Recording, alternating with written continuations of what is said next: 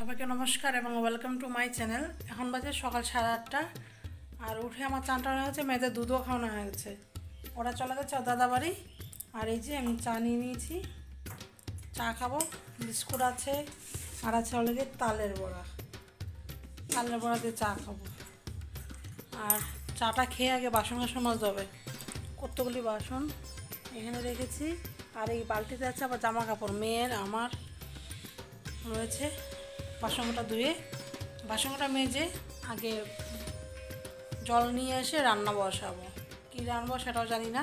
ভাত তো জানি, কিন্তু আর কি রান্নাবো তার সাথে তা জানি না।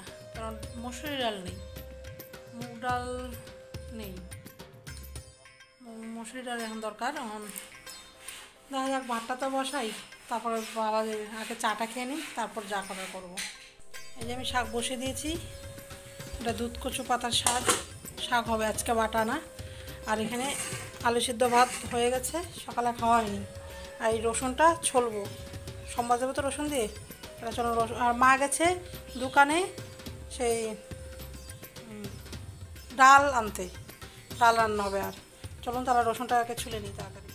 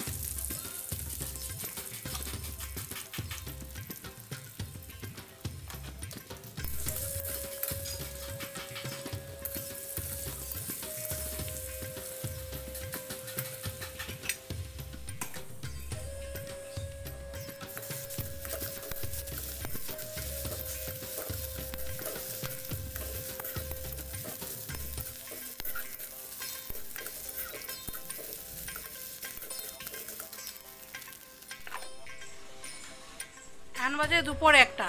আমার রান্না বান্না শেষ, মেয়েদের ভাত খাইয়ে চান করে নিয়েছে যে খাটে। এখন নিয়ে মানে ঘুম পাড়াবো, ঘুম পাড়িয়ে গিয়ে আমি গিয়ে ভাত খাবো। তারা আপনার সাথে আবার পরে কথা বলছে, যখন ভাত খাচ্ছে ওদের ঘুম পাড়িয়ে নিয়ে আগে বসে পড়েছি ভাত খেতে। এই যে শাক নিয়েছি, ডিমের ভুজিয়া, এখানে আচার আছে, যে নুন, ভাত নিয়ে নিলাম। শাক দিয়ে খেয়ে তারপর ডাল দিয়ে আর ডিমের ভুজিয়া আর আচার দিয়ে খাবো। তাহলে ভাত খেয়ে নিই, তারপর আপনার সাথে হয়তো বিকালবেলা নয়তো সন্ধ্যার পর কথা বলছি। জাল হয়েছে, লঙ্কা নিচ্ছে,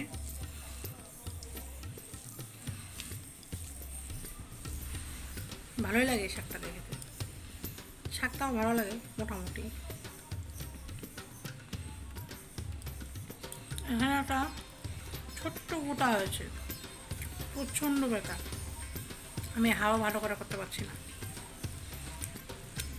খেয়ে নিই, খেতে শুয়ে থাকবো। আপনার সাথে তবে সন্ধ্যার পর কীভাবে বিকালবেলা কথা।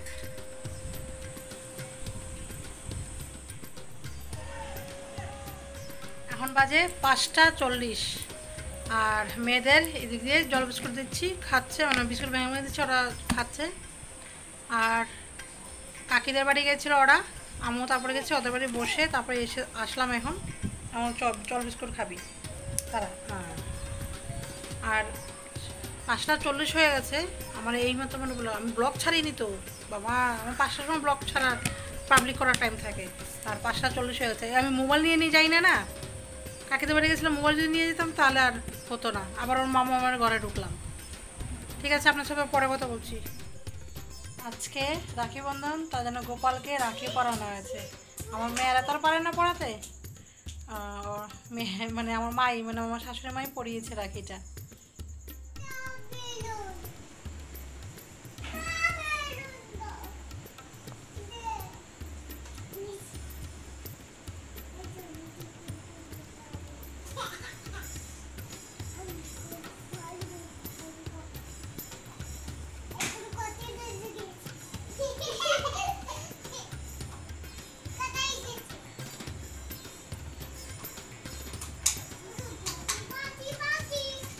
বসে পড়েছি রোল খেতে, রোল আনিয়েছি বাইকে দিয়ে, যে মেয়েরা খাচ্ছে।